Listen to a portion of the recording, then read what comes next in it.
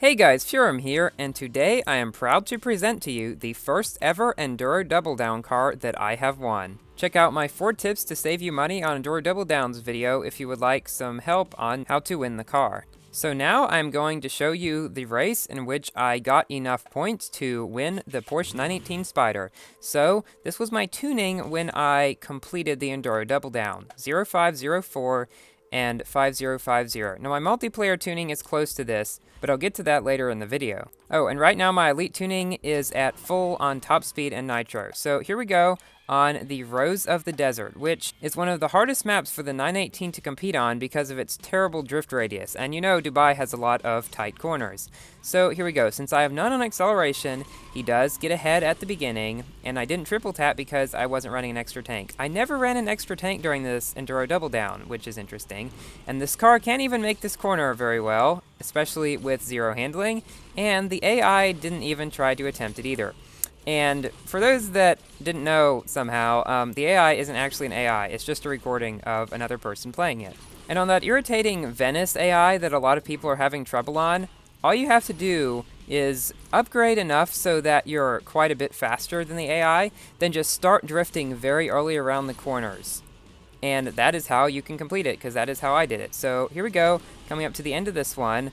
There is this final stretch here, and then I'll save my points to win my first ever Enduro Double Down car. Yes, I've won a couple secondary cars, like I got 50,000 out of 75,000 in the Aventador SV Enduro Double Down, and I got the Stoke out of it. But yeah, I've never won a boss car before. So I beat the AI by about 3.5 seconds, and I got a lot of points for this one because I was doubling it. So now it will come up with only a save option because you can't get more than 75,000. So I need to save my 12,070, which will be more than enough to get 75,000. So I've gotten my 12 blueprint card box, and now let's go open that and get the final ones. I actually got one blueprint for this car in just a random card box, so that is the reason that, as you will see once I click go, in the lower right, I have 46 out of 45 blueprints, in case anyone was wondering about that. So now we assemble, and yes, it takes 16 hours to assemble the car. But finally, it finished assembling, and an ad popped up in the middle of it. That tends to happen a lot. So yes, I've won it, and unfortunately I can't make it purple, although I have the neat purple graphics around there. Now I will show you its mastery. It gives 69 licenses overall, 4 of them are in Challenge 3, and 10 are in Challenge 6. You get 375 tokens on 10, and on 12 you get 20 licenses, and 35 licenses on Challenge 15. That's a lot of licenses. So now I will show you my multiplayer tuning. Rank 1659, my upgrades are 0504, and my pro kits are 5052. Now, this is my elite tuning for multiplayer. If you put nitro and top speed all the way up, they'll get you exactly to its 12th mastery, which is really cool. So this is the very first race that I ever played in the 918 Spyder. I was not extra tanked, which is actually very useful in this car to be extra tanked, but even without extra tanks, this is a very close race against a Hommage, a Vulcan, and 2 MP425s. Now, a lot of people think this car is only good for multiplayer at max prod, when in reality, it is quite good even multiplayer tuned if you don't have the Hommage or Vulcan, which are definitely superior to this car. But you must be careful not to tune too high. Above 1660, you risk facing max prod Homages and MP425s, which will definitely beat you, and possibly even a max prod Vulcan if you go too much above 1670. So yes, not a good idea. At this tune, I can reach 300 miles per hour with the tuning kit, and maybe the only tune that can actually do that below 1660 rank. So as I've said before, this car does not drift very well. It has a very wide drifting radius, but as you can see, I'm keeping up quite well with this Hommage and this Vulcan. It's the end of the first lap, and they're pretty much staying just right there, right ahead of me. So here, as you can see, you can still take corners well if you do the drift punch trick, and that was actually one of the best corners I've ever done there, and somehow I'm in first. Oh, and by the way, I did not make this car purple just because I couldn't. There's no purple option for any of the Porsches, which is kind of irritating, and I've lost my first position already. But I gained it again because somehow I knocked that Vulcan down, and then I lost it again because that MP425 just went by.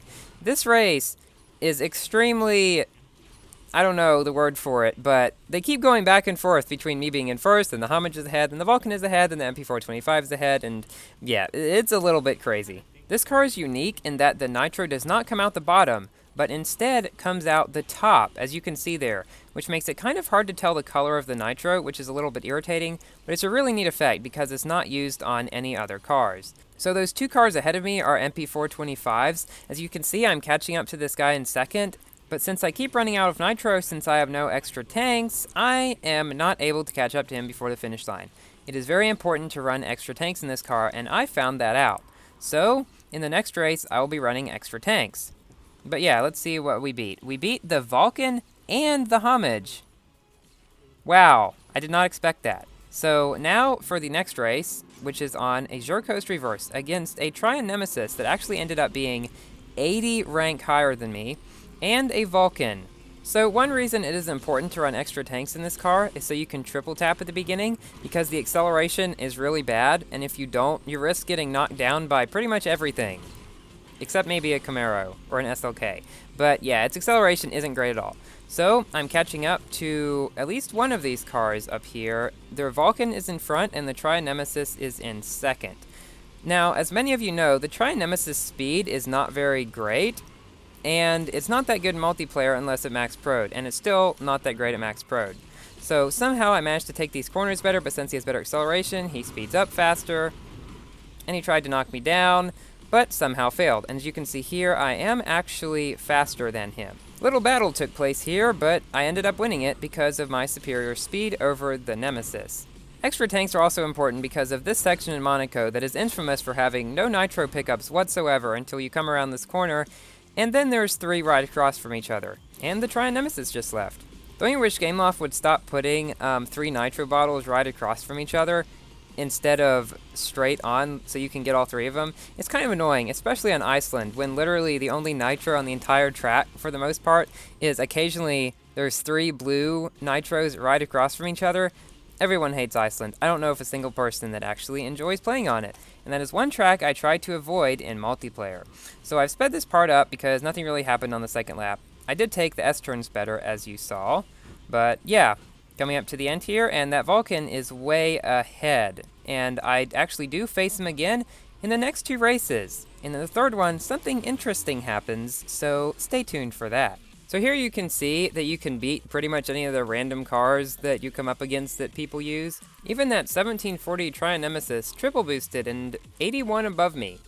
But then the Vulcan beat me. Most Vulcans will. So here you can see there's the same, it's actually the same Vulcan, and there's an MP425. Now here in this race you will witness the power of the 918 against the MP425s. Yes, this car goes faster than the MP425s at this rank. Not by much, but it is faster. So, while the Vulcan and the Hommage are definitely superior to this car, the MP425s, only on shorter tracks on 1 lap. You can catch up to a lot of MP425s when you're driving this car. It may take a while, but you can do it, especially if you were to tune higher to go even faster, but again, I don't recommend that just because of the bad matchmaking that you would probably encounter. So around these corners, you can see the 918 handles quite well.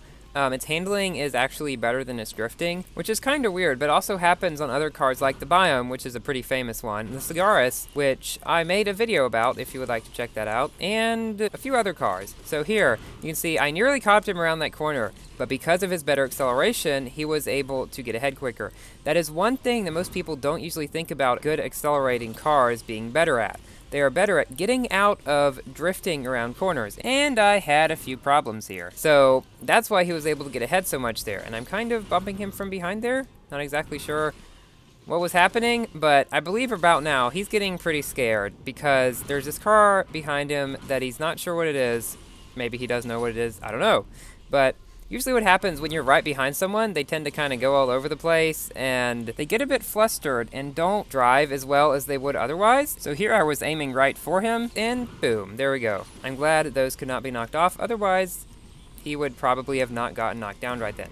So yes, Porsche 918 can compete against MP425s. Confirmed. So here we go, coming in second again. That same Vulcan beat me. Vulcans and Homages are the two cars that will most likely beat you all the time, but as you can see in the next race, not always Vulcans. So this is the same Vulcan that I beat last time, the driver, whatever his name is, guy, I don't want to pronounce it.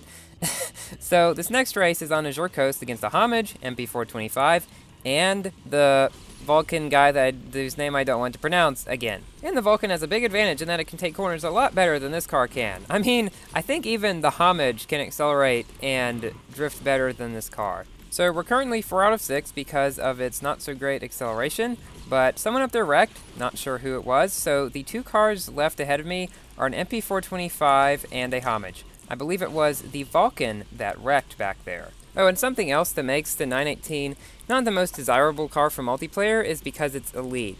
Now, this may not be a problem for some people who don't play a bunch of races at once, and the guy who wrecked the Vulcan is now passing me again. But anyway, yes, if you don't play many races at once, being elite is not a problem, and he wrecked again. He's not having a good day. Personally, I'm glad this car is elite with its current stats, because if it weren't elite, it would not be even as good as it is now at this rank. Interesting fact, this is the only Porsche in the Porsche update to actually be elite. Yeah, none of the other cars are elite, which is kind of interesting because most of the previous updates, like half the cars were elite, which I'm kind of glad didn't happen in this one. Even though elite tuning generally makes cars better for multiplayer in the fact of their stats, not necessarily playing it a bunch of times, the wait time is irritating. Especially an Enduro Double Down car, which means you can't actually play through all at once. You play like 4 ace races, which is what I did. Play about 4 ace races, tune up, wait 2 hours, go through, play another 4 ace races, tune up, wait 2 more hours. Yeah, it's irritating. So this guy behind me is, again, that same Vulcan that wrecked twice earlier in the race. The same one that beat me the past 2 races as well. So he's probably going 8 miles per hour faster than me. I don't know, something like that. But the main advantage he has right now is around these corners he can take a lot better than I can, as you just saw. But here, perfect timing, bam. You, sir, are out of commission for the rest of the race. Well, not exactly, but out of commission the fact that you're probably not going to catch up. So yeah, throughout this race I made it my goal to finally beat that guy. Third time's the charm, I guess, as you might say. So that second place guy I am catching up to, that's the MP425, but I'm not fast enough so that I can catch up to him here, and I believe he's a higher ranked one. And that Vulcan just left, as anyone should do if they're in 4th place. Never finish if you're in 4th place, unless you're like a challenger and you know you're beating someone in champion or something. Otherwise you're going to lose points, and it'd be usually better to bail if it's your first time. Second and third time, you'll lose 7 and 10 points, and then 10 all beyond that. So yes, anyway, even though I lost to a Hommage and a high-ranked MP425, I still beat that Vulcan, which I'm very proud of, because that doesn't happen very often. Overall, this car is best in multiplayer for those who don't have a Hommage, Vulcan, or MP425. So guys, thank you for watching, like and subscribe if you've enjoyed and would like me to make more Asphalt 8 videos. Also check out my Minecraft videos as well, and I will see you later. Goodbye.